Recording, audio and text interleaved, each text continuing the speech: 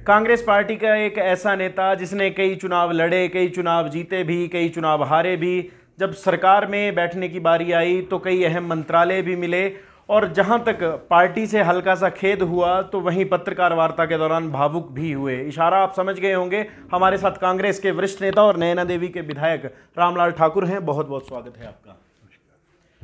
आपके इस्तीफे की पेशकश को लेकर और आपकी भावुकता को लेकर कई तरह के मायने निकाले गए, परंतु अगर हम सवाल पे आएँ तो आपको क्या लगता है, पार्टी में प्राथमिकता कम मिल रही थी या फिर कारण कुछ और थे? तो ऐसा है, ये जो इस चीज़ को जो प्रिंट किया जाता है ना, उसमें मीडिया का ज़्यादा हाथ है। और साथ में क्योंकि हमारे कुछ साथी हैं उन चीज़ों को हवा देते हैं, तो उनका भी मीडिया को सहयोग मिलता है।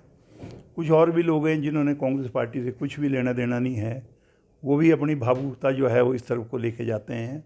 फिर मैंने मेरा सीधे आपसे कहना है, मेरे इस्तीफ़े के पीछे कोई और बात नहीं है।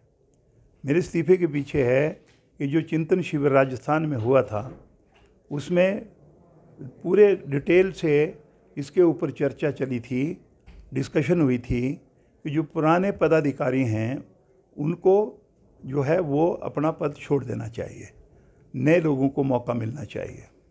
दो जगह पे एक आदमी को काम करने का मौका नहीं मिलना चाहिए तो ये था कि और लोग भी छोड़ते, लेकिन मैंने ये सोचा कि और ना करें तो मैं शुरू कर देता हूँ।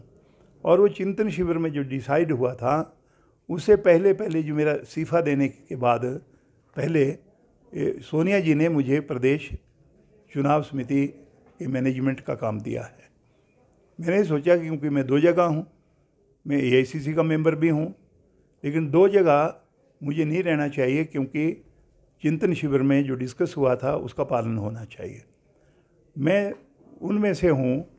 जब वीरभद्र सिंह जी पहली वहाँ पे, जब मैं उनके साथ मंत्री बना था पहली बार 85 में, उसके बाद जब 86 में जब चुनाव हुए थे, उसमें वीरभद्र सिंह जी के साथ मुझे वाइस प्रेसिडेंट बनाया गया था।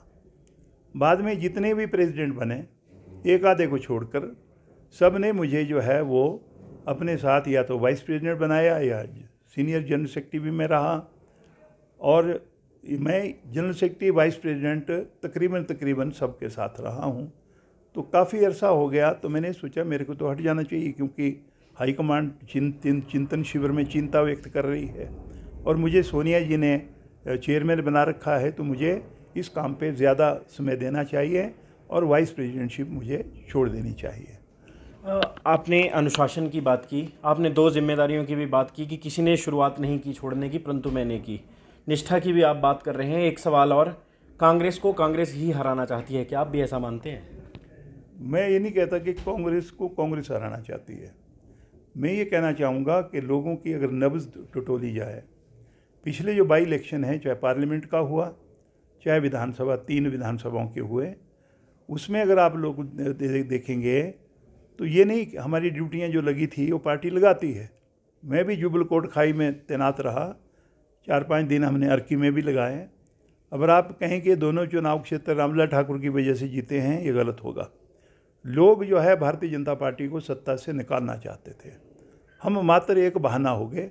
हम लोगों में गए और कुछ इश्यूज़ को लोगों के बीच में रखा। लेकिन अगर मान लो कांग्रेस पार्टी बाई इलेक्शन में आई है तो लोगों के गुस्से की वजह से आई है। आज भी अगर देखा जाए तो हिमाचल प्रदेश के लोग सत्ता कांग्रेस पार्टी को सौंपना चाहते हैं। हमारा पुराना इतिहास है हिमाचल प्रदेश को बनाने से लेके, और हिमाचल प्रदेश में चहुमुखी विकास से लेके कांग्रेस पार्टी ने जो है हिमाचल प्रदेश को यहाँ तक जो है ना पहुँचाया है। इसलिए मैं कहना चाहता हूँ कि लोग जब कंपैरिजन करते हैं भारतीय जनता पार्टी के शासन से और वीरभद्र सिंह के शासन से, तो लोगों को ये लगता है कि ये कुछ भी नहीं हो रहा है, ये शून्य है।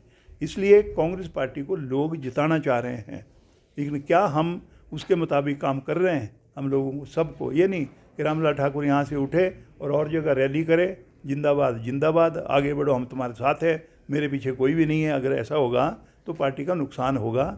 इसलिए पार्टी को तय करना है, क्योंकि अध्यक्षा जो है वो बनी है तो अखिल भारतीय कांग्रेस कमेटी की अध्यक्षा ने बनाई है।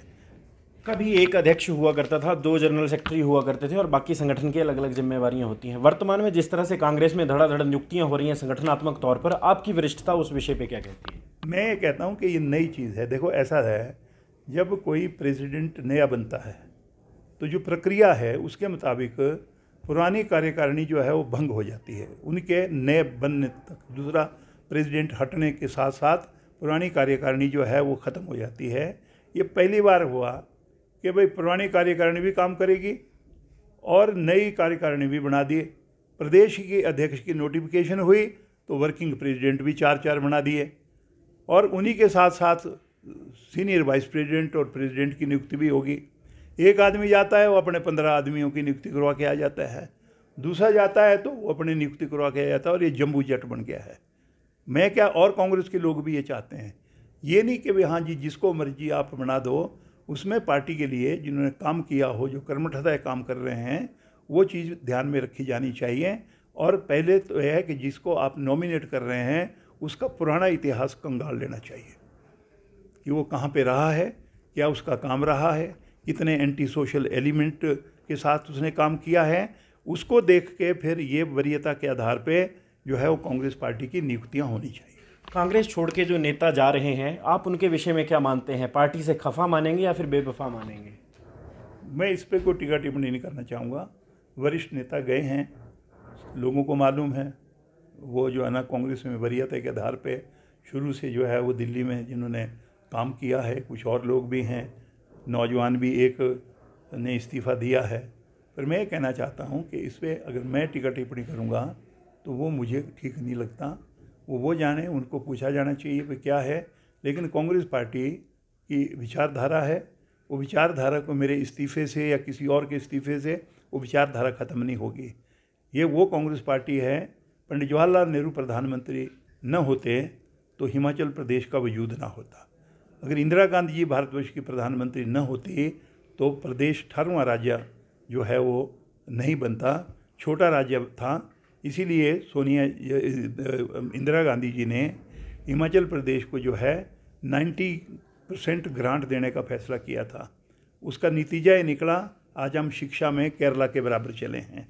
उसका ये नतीजा निकला कि स्वास्थ्य सेवाओं में प्रदेश पूरे भारतवर्ष में सबसे आगे निकला है, सड़कों के निर्माण में प्रदेश आगे निकला है। और इससे मैं कहना चाहूँगा, आगे अगर आप पीने के पानी की बात कर लें, सिंचाई की बात कर लें, आप हॉर्टिकल्चर की बात करें, एग्रीकल्चर की बात करें, शिक्षा संस्थानों की बात करें, तो जितना विस्तार हुआ है जो आज की तारीख में हुआ है वो कांग्रेस पार्टी ने किया है, किसी दूसरे ने नहीं किया है। पार्टी की एकजुटता से संतुष्ट हैं आप? संतुष्ट नहीं हूँ, लेकिन मानना पड़ेगा, सबको इकट्ठा होकर चलना पड़ेगा।